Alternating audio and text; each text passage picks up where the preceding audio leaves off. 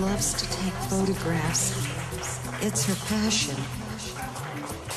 It's something to do with flowers. Something's not right.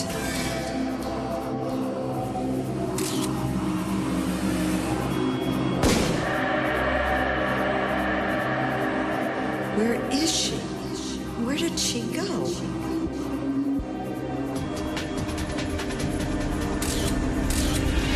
I've been shot!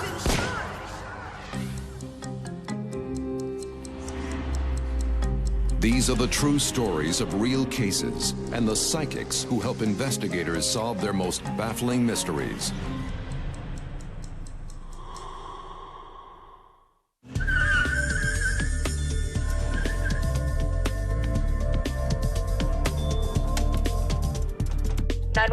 What is your emergency?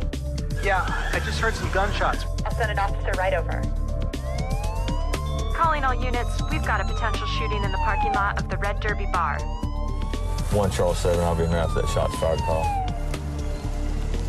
A call came in that shots had been fired in the 900 block of Bernard Street. Well, when the officers first responded, they made contact with that person who made the 911 call. So did you see what happened? Friends and I were coming out of the bar, and as we were exiting, we were walking to our vehicle. The witness tells police that a blonde girl wearing a gold jacket was fighting with a couple. She was fighting with him, and then they forced her into a black Chevrolet pickup truck. Heard a shot fired. And he heard a gunshot go off, and then they sped off from the area. The suspects were described by the 911 caller as a white male who was real big, heavy set. He described the female as a white female with brunette-colored hair. But Detective Stewart isn't sure he can trust the 911 caller. There was nothing located at that scene to show if a shot had been fired or not. They had been drinking. A lot of people tend to embellish what they heard. We put a broadcast out to all the units to be on the lookout for a black Chevrolet truck. Police swarm the area, but there's no sign of the black truck or the missing girl. Without any more information, investigators have nothing to go on.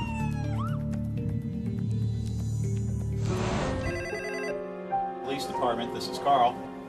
A couple of days after the alleged shooting, a woman calls police. She had not heard from her daughter, and which was very unusual. Her daughter's name is Diana Goldston. No one has seen or heard from her in several days. Detective Kenny Kirkland will lead the investigation into Goldston's disappearance. The main thing her mother mentioned was that she would never have left her dog, which she was very fond of, for that period of time. Detective Kirkland learns that Diana Goldston was last seen selling flowers at the Red Derby Bar the same night gunshots were reported. The last time anybody saw her, she had the gold jacket on and she was wearing black pants, and that's the last time. Okay. He quickly makes the connection. Diana Goldston must be the girl who was abducted from the bar parking lot. We're looking for Diana Goldston, who was a white female. She was last seen getting... She never showed up anywhere. No hospitals, no morgues, not at the police department, nor any of her family members. And police have no leads as to who the couple was fighting with Diana. Diana didn't have any enemies that we knew of. There was no motive for an abduction. She was known as the Flower Girl, and that came from selling flowers at different bars in town. And she did it to supplement her income because her favorite thing to do was to do wedding photography. You have a certain window of opportunity to gather the evidence.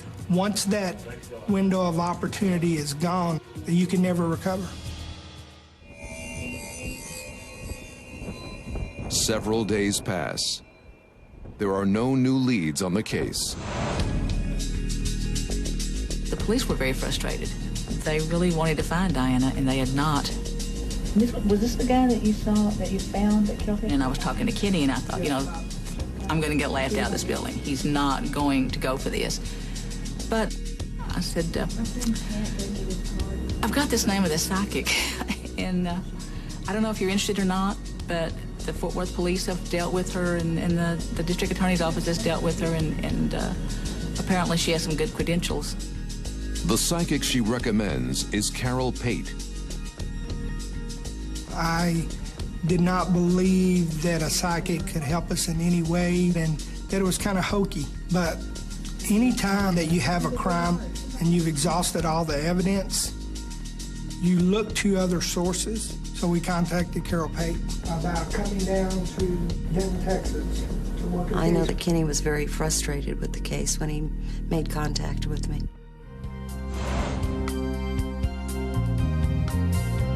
I knew I needed to come here. I had a feeling on it. When I first brought Carol to the bar parking lot, I did not talk to her about what had happened. She wanted to walk around and look at things. I'm like a radio tuning into the appropriate channel. Once I hit that channel, then all the information comes in loud and clear.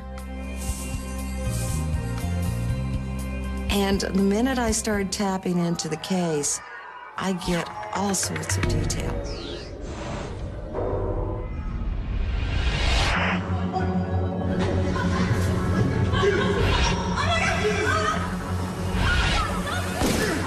I've been shot! He thought that he had killed her. He didn't. Diane was alive, and they drove off with her. Can Carol Pate lead police to Diana Goldston before it's too late? Detective Kenny Kirkland takes psychic Carol Pate to the parking lot where Diana Goldston was last seen. It was so instant. 1 minute, everything was normal. And then the next instant, I just hit the energy and off I went.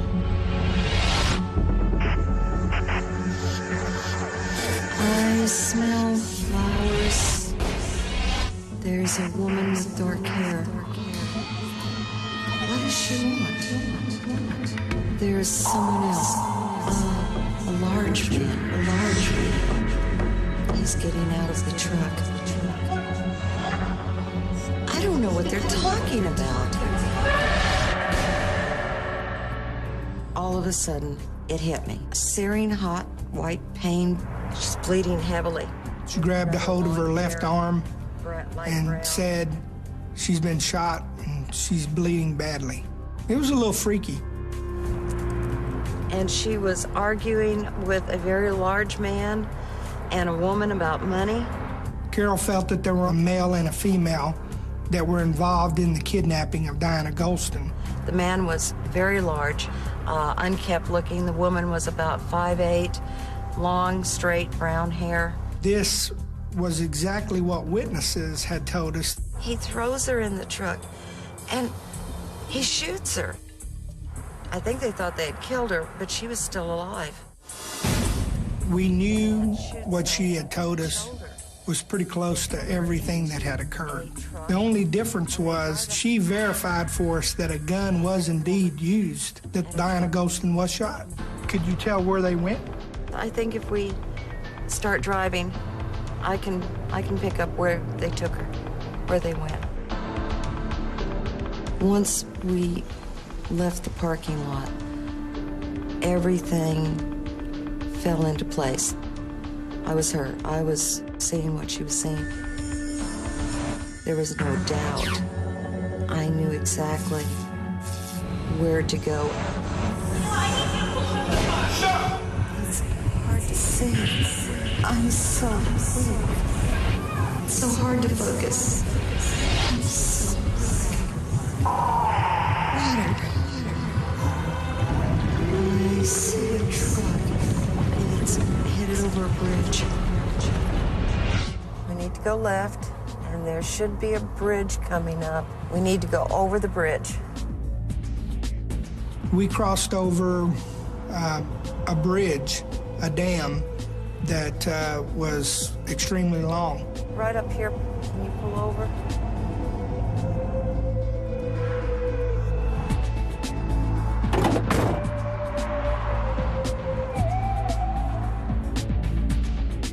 The energy was there, and it was strong.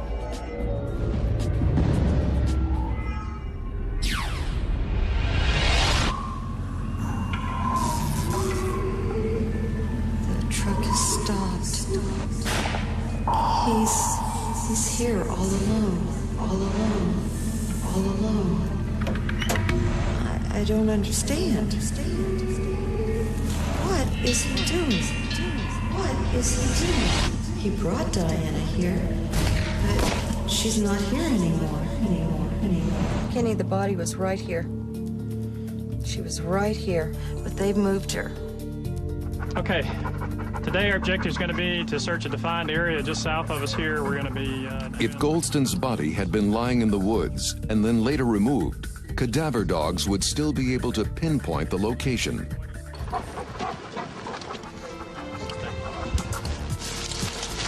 Okay, our dogs are specially trained as human remains detection dogs.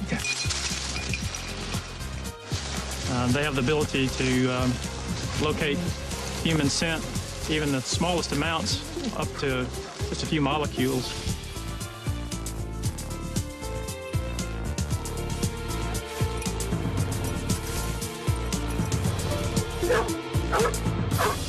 The dog just indicated on this area as potential human remains. As soon as we've confirmed that this is an alert for human remains, we back out of the area, secure it, and then we bring in the police for crime scene investigation.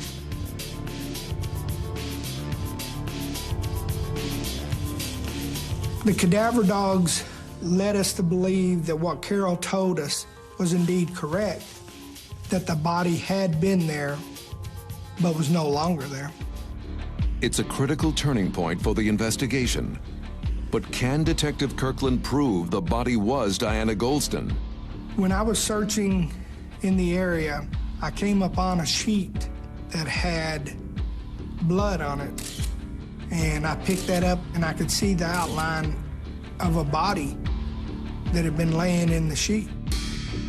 Have police finally picked up on the trail of Diana Goldston? In the search for Diana Goldston, psychic Carol Pate leads police to a location where a body has been dumped. A blood-stained sheet is discovered nearby. There was no doubt in my mind when I found that sheet that sheet was used in the commission of this crime with Diana Goldston. We sent it off to the lab, and they were able to tell it was human blood, but we were not able to pull any DNA samples off of it. Due to the decomposition of the body fluids and the blood that was on the bed sheet from being out in the sun and the heat for so long, they weren't able to determine that the DNA belonged to Diana. It's another dead end for Detective Kirkland. Determined to find Goldston, he meets with Carol Pate once more. We're going in the right direction. I just haven't located the right area yet. Just keep on going. It was a step-by-step process. So we did a lot of driving around. I was constantly reaching out to see if I could connect to Diane. Kenny, at this stop sign, let's turn right. Pate directs Detective Kirkland into a state park. I know I've never been here before, but it looks familiar.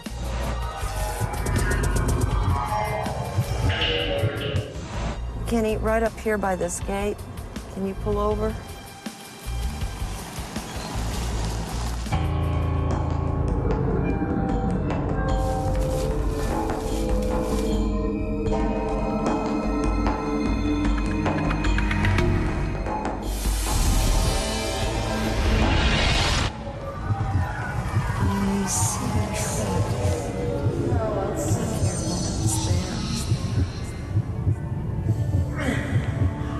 He's dragging her through the woods. Diane is still alive. She's struggling. She's fighting for her life. They just left her to die, to bleed out, to die, to die. The engine is revving. I hear it. It's loud. Someone saw him. There was someone who came along. There was someone who interfered. They realized that it wasn't safe to leave her here, and they came back and they got her. We had no other leads. And for her to be able to put the pieces together and say, this is where she was, was encouraging to us because we had nothing else. We had nothing else to go on. Police scour the area and make a startling discovery: a set of tire tracks. I'm walking along the tire tracks that we found when we came into the area. The tire tracks led off of 455, which is behind me. We followed them into the wooded area. We noticed that the truck had gotten stuck. And the reason we knew that is because it's so sandy, and you could tell where they'd been spinning their tires. Then we saw some drag marks, and we followed those drag marks probably 30 to 40 feet. And after we got to searching in this area of the woods, we noticed about 4 or 5 feet above the ground in this tree right here, hanging on the branches, was what looked like a woman's yellow jacket. When we looked at it, we noticed that it had blood on the left shoulder. We showed the jacket to Diana Goldston's friends, along with her sister, who identified this jacket as belonging to Diana Goldston. Just as the psychic predicted, Goldston had been shot in the upper left arm. We were absolutely blown away. It was just phenomenal. Hot on the trail of Diana Goldston, police asked the park rangers if anyone had reported suspicious activity the night Goldston disappeared. They hit pay dirt. Well, I was working in the office window there at the entrance to the state park, and a customer drove in and told me that there was a car or a pickup that was stuck in the pasture off of Highway 455. That area is closed to vehicular traffic, and so I went down just to see what the problem was. A man and a woman have gotten their truck stuck in the sand. What are you doing? It's probably 6 foot, maybe 200 pounds or so. Oh, from around here? Awesome, fun. Yeah. From down here? I made a note of the incident in my patrol log. When the license number was obtained and it was ran on a computer, it came back to a female out at Sanger, Texas. The truck is owned by a Carrie Griffin. When we spoke to Carrie Griffin about the truck, she said, "I don't drive the truck. I've not driven it in a long time. It belongs to my ex-husband, J.R. Griffin." J.R. Griffin is 6 feet tall and heavy set. His girlfriend is a brunette named Jeanette Cox. Police head straight to Griffin's house. When we got to the house, we saw a black Chevrolet truck parked in the driveway. Have police finally tracked down Diana Goldston's killers? In the search for Diana Goldston, police have arrived on the doorstep of J.R. Griffin. When we searched his truck, we found a large amount of blood inside the truck. Nearby, police discover a gun. There was blood inside the gun and on the gun itself. Jeanette Cox was there with the truck along with J.R. Griffin. J.R., he was very uncooperative, denied being involved in the abduction, denied being involved in taking Diane. But Jeanette Cox is ready to confess. I walked up to her and I asked if she was the flower girl. She said yes. I asked her if she did weddings, and I said, "That gentleman at the truck wants to talk to you." She said that J.R. Griffin believed that Diana Goldston had stolen $400 out of his vehicle and that he was going to give Diana Goldston some good old-fashioned justice. J.R. he just yanked her up and started shoving her towards the truck. I hear the gun go off.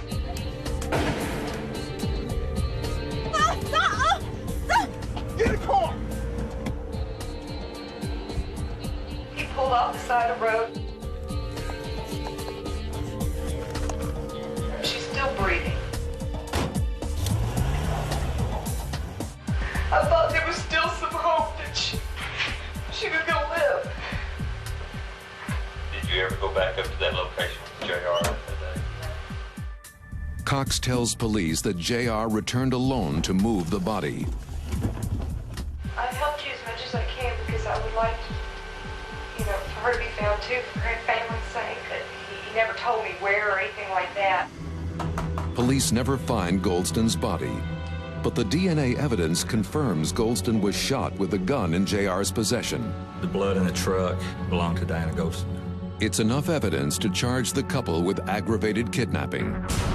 In the state of Texas, aggravated kidnapping and murder both carry the same sentence. Jeanette Cox pleaded for 20 years in prison. J.R. Griffin was convicted of aggravated kidnapping, and he got life in prison. I knew I needed to come here and wrap it up, and that's what I did. Carol was dead on things that she told us. I think that she has the abilities to do things that I've not seen in others.